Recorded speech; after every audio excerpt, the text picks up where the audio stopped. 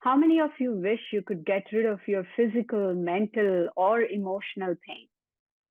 Or maybe you know someone who is suffering in silence. No matter how many doctors they have been to, they don't get the answer.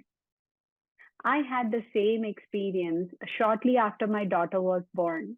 I was on the floor in pain. That was back in 2002. Here I am today, hale and healthy, thanks to healing via mind yoga. Yes, mind yoga. Namaste, I'm Nalini Om. I'm a professor of biology and mind yoga teacher. What is mind yoga? Let me tell you, real classic complete yoga has a total of 8 parts. Unfortunately, only one, the physical yoga part, where we stretch and relax, that became popular in the world. Major part of real yoga is about the mind, conditioning that mind. Now, what is this mind? And why does it even need yoga? Mind is that non-physical part of us wherein we think, we feel, and understand life.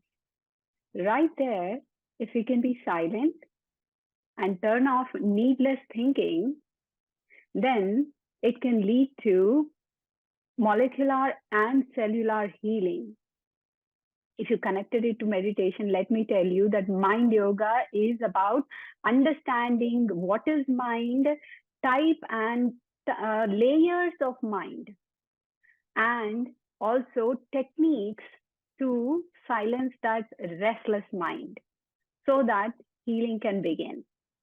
Now, let me ask you another question. Ready? Conflicts are very common. What do people do when conflicts arise? Some people react in their own organic way or get triggered and repent later.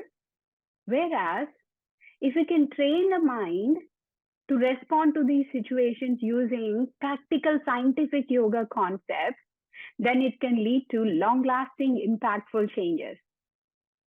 This is not mind over body and strong determination that I'm talking about. Will the mind even listen if we want to be disciplined? How about the people around us? Are they going to fully cooperate if we want to lead a calm, peaceful life? So mind yoga is not only about training ourselves with self-awareness and also about dealing with various facets of life. So I continued my mind yoga journey, healed myself, and also trained many yoga participants who were able to slowly gain physical and mental strength and also find their best self. My goal is to provide this yoga for mind method to understand and accept ourselves and improve life. I believe we all can do it.